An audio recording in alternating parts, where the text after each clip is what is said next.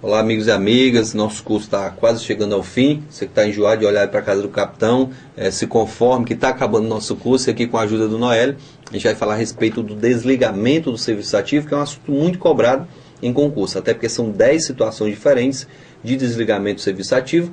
E uma informação que eu preciso saber é que o desligamento ocorre por determinação do governador. É um ato governamental que vai ocorrer justamente a partir da publicação no Diário Oficial do Estado.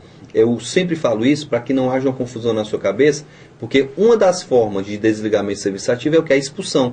Aí você bota na cabeça, peraí, a expulsão pode ser feita pelo governador, mas pode ser feita também pelo controlador, pode ser aplicada pelo secretário de segurança, então não necessariamente vai ser o governador quem vai desligar do serviço ativo. O ato de desligamento, sim, a expulsão acontece, a demissão acontece, e depois disso é que o militar vai ser desligado do serviço ativo. Aí esse ato de desligar é que é feito pelo governador do estado. Como eu falei, são diversas formas, 10 formas diferentes do militar ser desligado. Tem a transferência para a reserva remunerada, tem a reforma, tem a exoneração, tem a demissão, tem a perda do posto da patente, expulsão, tem o próprio extravio, tem também a deserção. São 10 formas diferentes. E uma regra extremamente importante que você memoriza é saber diferenciar o que acontece a pedido e o que acontece ex officio. Meu amigo Noélio vai dar uma ajuda para você memorizar de uma forma mais simples. Pois é, como o capitão já falou, existem 10 formas de desligamento do serviço, né? Então, em vez de você decorar as 10 formas, né, você decorar todas que são ex officio, você vai decorar as duas que são a pedido. Você decora a transferência para reserva remunerada e a exoneração a pedido. Você decora nessas duas, as outras, logicamente, vão ser ex officio. Aí você vai falar, demissão? Não, a demissão nunca vai ser a pedido. Por quê? Porque a demissão é uma coisa ruim. Você não vai pedir uma coisa ruim para você, né, capitão? Lógico, o Noélio deu um bizu muito bom. Olha só, são 10 situações. E, na verdade, como o Noélio falou, não preciso nem decorar. Eu vou memorizar aquilo que é bom para o militar, que é do interesse dele, ele que vai pedir. Ora, o militar completou seus 30 anos de contribuição e já tem a oportunidade de ir para casa, de ir para a reserva remunerada. Então, ele pode pedir, sem nenhum problema. Se ele tem interesse, ele vai pedir. O militar não quer mais permanecer na instituição. Ele não vai pedir demissão, porque a demissão é punição, a expulsão é punição. Ele vai pedir exoneração. E a exoneração vai ser exclusivamente a pedido. Professor, mas eu estava estudando o Estatuto, e lá atrás, no artigo 35, quando ele veio falar de cargo, ele veio falar que o cargo em comissão poderia ocorrer a exoneração por determinação do governador. Veja que aí eu estou falando de uma situação diferente. O militar não está sendo desligado do serviço ativo, ele está perdendo apenas um cargo em comissão. Ele não perdeu o seu cargo efetivo. Ali é uma situação diferente. Como forma de desligamento do serviço ativo, como o Noélio muito bem falou, a exoneração só acontece a pedido. Agora eu vou entrar em alguns detalhes aqui, porque houve uma pequena alteração justamente na reserva remunerada. E como o Noélio falou, a reserva remunerada pode acontecer a pedido, mas ela é a única que pode acontecer tanto a pedido, como acontece também ex officio. Para que o militar possa pedir a reserva remunerada, o Noélio falou para a gente, ele tem que preencher 2 requisitos.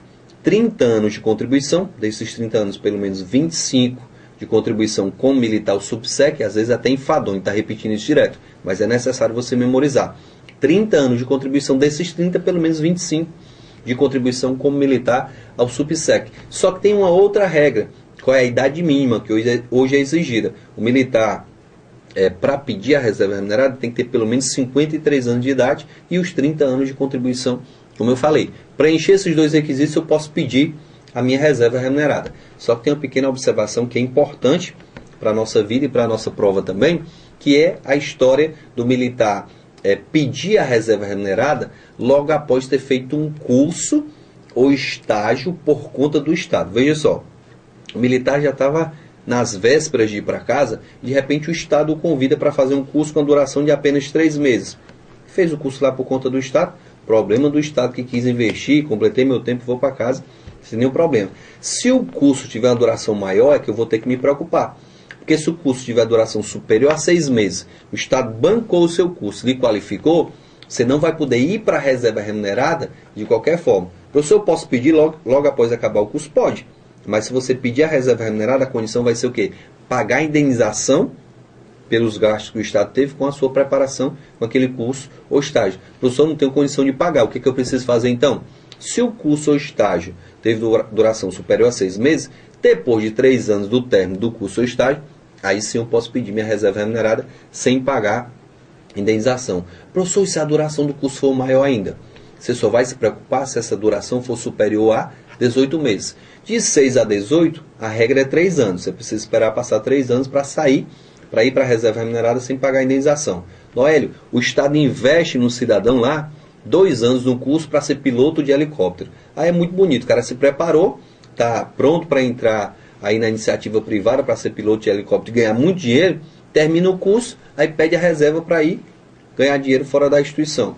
Negativo. Se o curso ou estágio teve duração superior a 18 meses, peraí, meu irmão, para você pedir sua reserva remunerada sem pagar a indenização, só depois de 5 anos. Então essa é a regra para que o militar possa pedir a sua reserva remunerada após fazer um curso ou estágio por conta do Estado. Menor de 6 meses, tranquilo.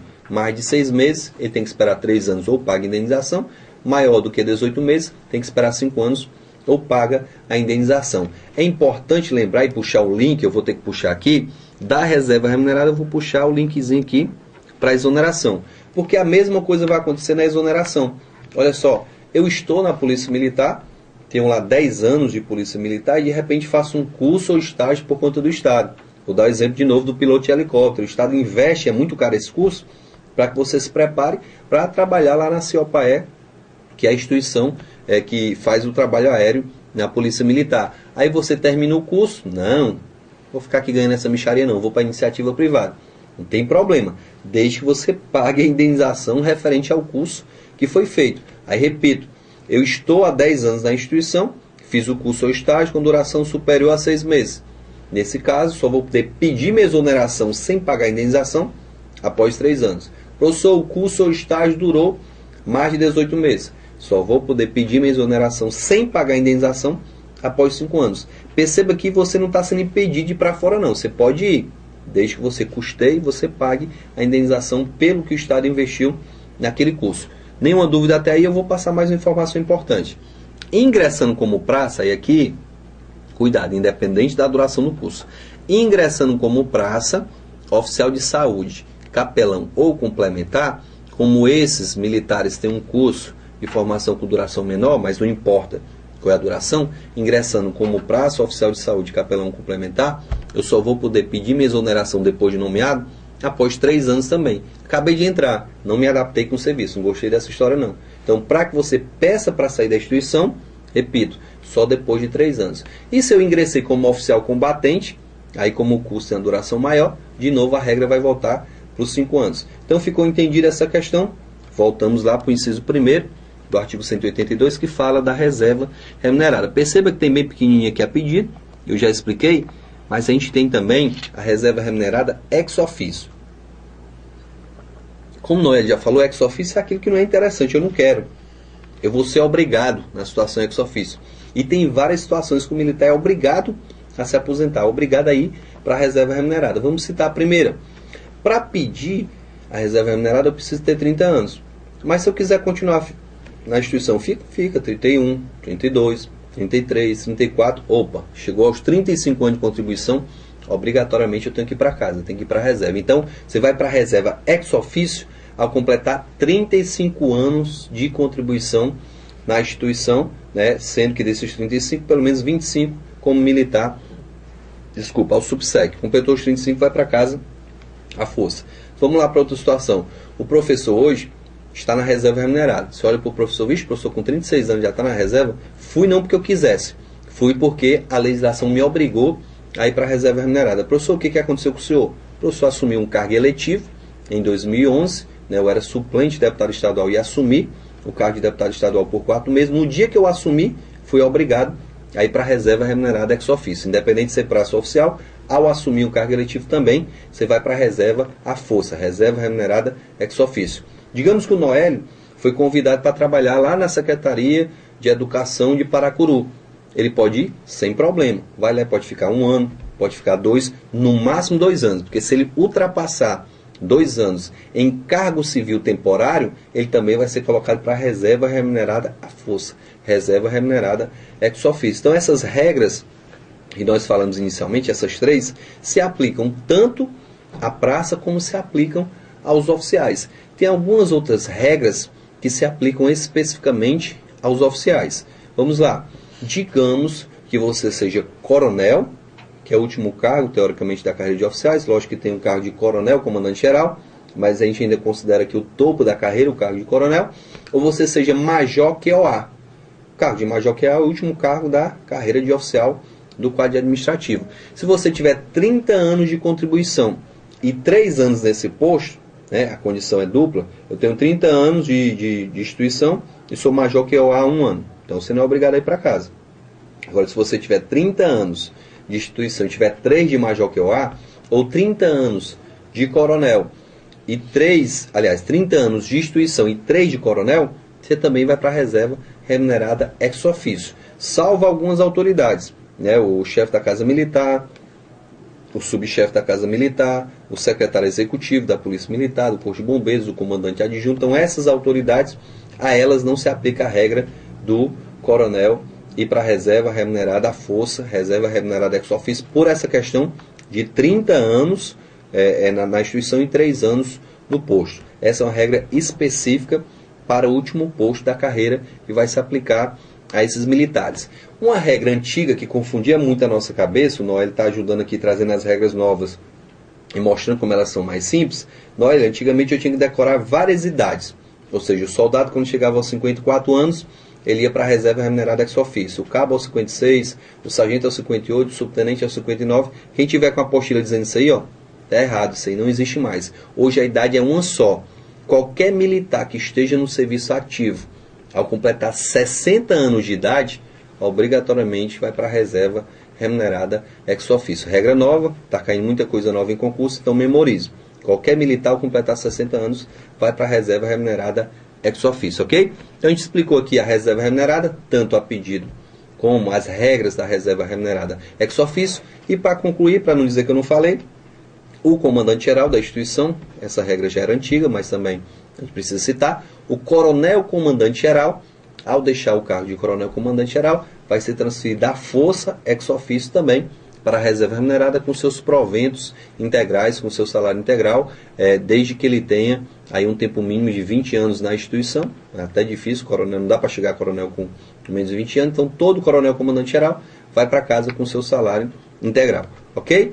Passando de reserva remunerada, vamos falar um pouquinho a respeito da reforma. Reforma é um item interessante, porque quando a gente fala de reforma, a gente tem alguns casos específicos em relação à reforma. E a reforma ela acontece de 3 formas diferentes. Bora aqui. Reforma ela acontece ou por idade, a reforma acontece por doença, e a reforma acontece como sanção disciplinar, reforma administrativa disciplinar. Olha só a reforma por idade como ficou fácil. Antes também eu tinha que decorar várias idades diferentes. A reforma por idade ela é bem simples. Olha só para o slide como é que ela vai acontecer. O militar está no serviço ativo, a tendência normal e natural é da ativa, ele vai para a reserva remunerada, e da reserva remunerada ele vai para a reforma. Professor, eu não entendo porque que o militar já estando inativo na reserva remunerada ainda tem que ser transferido para a reforma. Você deve lembrar que tem 2 situações da reserva remunerada que são diferentes da reforma. A primeira delas é o quê? O militar da reserva remunerada, ele ainda está sujeito às regras do Código Disciplinar, enquanto que o militar reformado não está mais sujeito às regras do Código Disciplinar. Então, por isso, quando ele chega numa determinada idade, até acho que pensando, o cara já está caducando, já está com seus 80 anos, se ele falar alguma besteira, não dá mais para punir. Então, o militar que está na reserva remunerada, quando ele passa para a reforma, ele deixa de estar sujeito ao Código Disciplinar. Citei a idade de 80, mas não é essa idade não, só para citar um exemplo.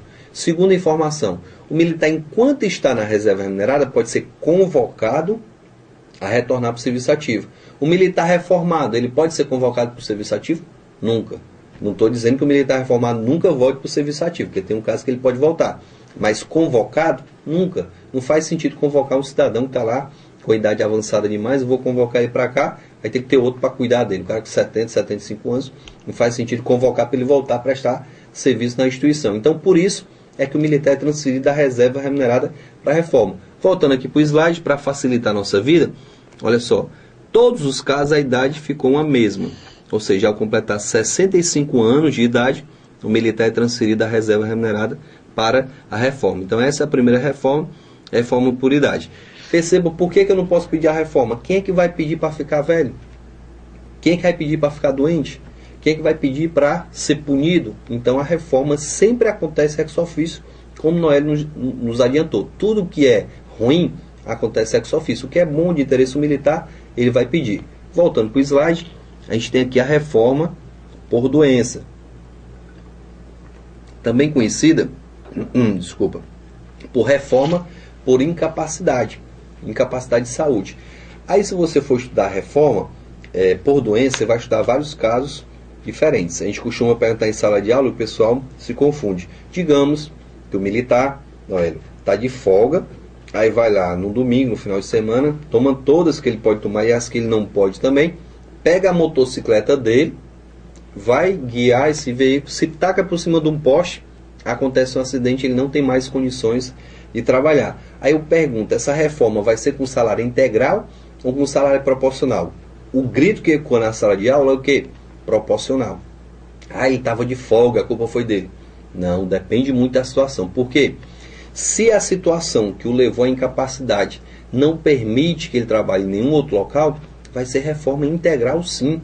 A condição para que o militar receba salário integral ou proporcional é ele conseguir prover-se por meio de subsistência fora da corporação ou não. Certo? Logicamente, se isso que eu relatei tivesse ocorrido num serviço, não há dúvida que o militar de serviço lá, pilotando a motocicleta, entregando a documentação, fazendo uma abordagem, logicamente sem ter ingerido bebida alcoólica, tudo corretinho, se acontecer o militar de serviço, sempre vai ser com salário integral. Mas são várias situações diferentes que você vai ter que analisar, uns 8 casos diferentes. Aí, como o Noel costuma dizer, se é de memorizar os 8, eu vou lembrar de uma situação, que é a situação que vai gerar salário proporcional, todas as demais vai gerar salário integral. Qual é a situação da reforma que o salário vai ser proporcional, professor? Bora lá. A reforma que vai gerar salário proporcional é aquela em que o militar vai ficar incapaz, mas ele vai conseguir prover-se por meio de subsistência fora da corporação. Ah, professor, então quando ele consegue prover-se por meio de subsistência fora da corporação, o salário é proporcional? É. Se essa informação vier no item, pode dizer que o salário é proporcional. Em todas as demais, logicamente, o salário vai ser salário integral. Então, falei da reforma por idade, falei da reforma por doença, por incapacidade de saúde. Agora a gente vai concluir com a reforma administrativa disciplinar ou com a reforma por sanção. A reforma administrativa disciplinar, ela vai ser aplicada quando o militar praticou uma transgressão grave, que não chega a ser tão grave que possa gerar demissão e expulsão. A reforma é uma punição rigorosa, acho que se botar numa balança mais rigorosa, demissão e expulsão, estão no mesmo patamar, um pouquinho abaixo está a reforma. Por quê, professor? Se o militar vai se aposentar, vai ficar em casa recebendo sem trabalhar? A grande questão é que na reforma administrativa disciplinar, os proventos, que é o nome do salário, os proventos vão ser proporcionais ao tempo de contribuição. Como assim, professor? Você tinha 15 anos de serviço, praticou um fato grave e por isso foi condenada administrativamente a reforma administrativa disciplinar. O problema é, você se aposenta, mas vai receber só metade do salário, porque só tinha 15 anos de contribuição. Se tivesse os 30, seria integral, mas como tinha somente 15, salário somente a metade. Então, o grande prejuízo aqui, não, ele vai estar no bolso militar, porque ele vai ser sancionado justamente na questão da sua sobrevivência, que é o salário. Então, falei que esse aqui sempre vai ser proporcional ao tempo de contribuição. Essa aqui pode ser proporcional ou integral, como eu já expliquei o bizu. E essa daqui, quando eu pergunto de sala de aula, também um coro é um só. Eu digo, olha, o militar está na reserva remunerada e é transferido por idade para a reforma. Ele vai com salário integral ou proporcional? Aí vem um coro. Salário integral, professor? Aí eu digo de novo, depende. Como assim depende, professor? Se o militar, veja aqui, ó, o militar estava no serviço ativo, veio para a reserva remunerada depois de 30 anos de contribuição e daqui ele veio para a reforma. Ora, se aqui ele estava recebendo salário integral, aqui ele vai continuar com salário integral. Mas veja o caso do professor, bom seria para mim, se quando eu fosse reformado, ao completar 65 anos, se estiver vivo, o que acontecesse? Eu tivesse o salário integral. Hoje eu recebo proporcional a 13 anos de serviço. Quando eu assumi o cargo de deputado estadual, eu tinha apenas 12 anos e 7 meses. Vocês sabem que o resíduo de tempo igual ou superior a 180 dias, conta como se fosse mais um ano. Então eu recebo salário proporcional há 13 anos. Aí de repente, quando eu vou ser reformado, vai voltar a ser integral? Não.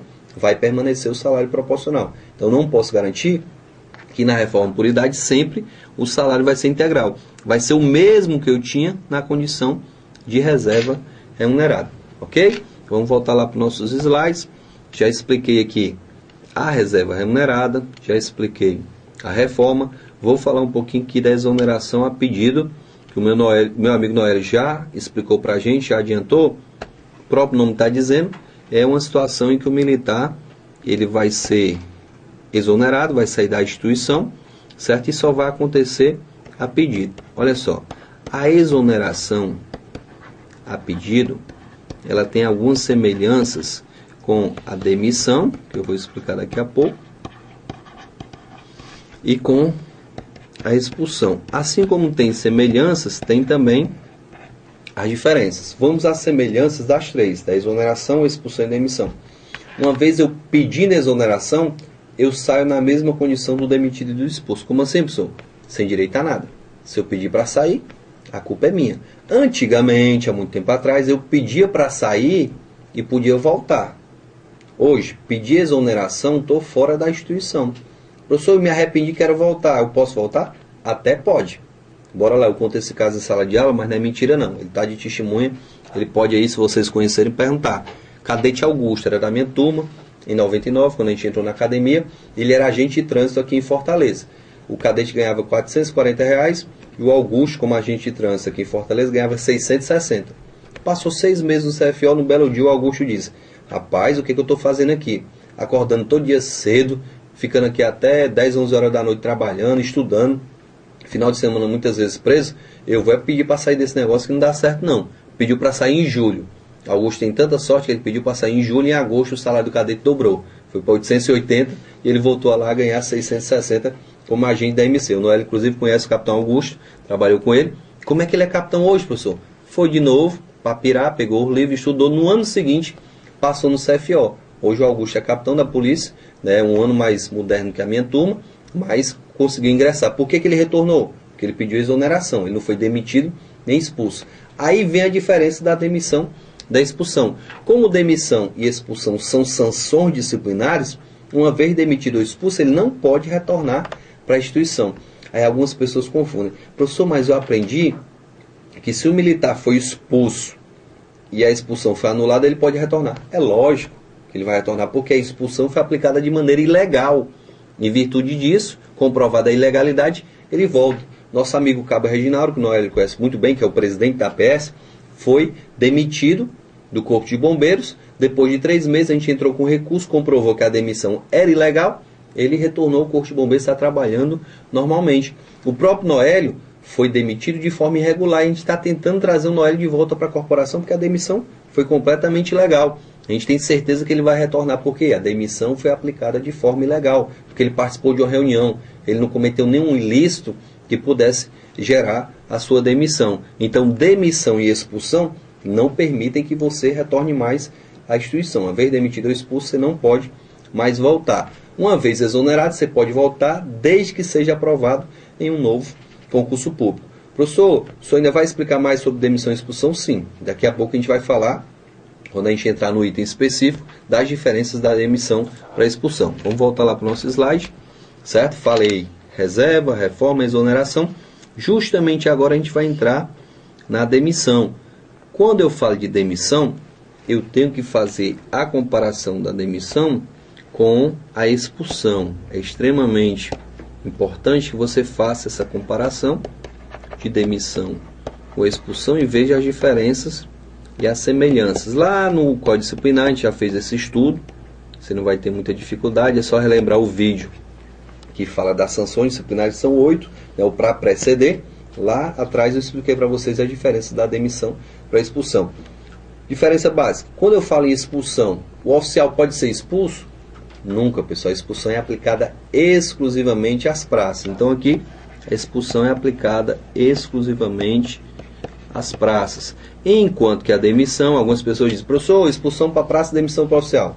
Não, expulsão para praça, demissão para praça ou para oficial. Então a demissão é aplicada à praça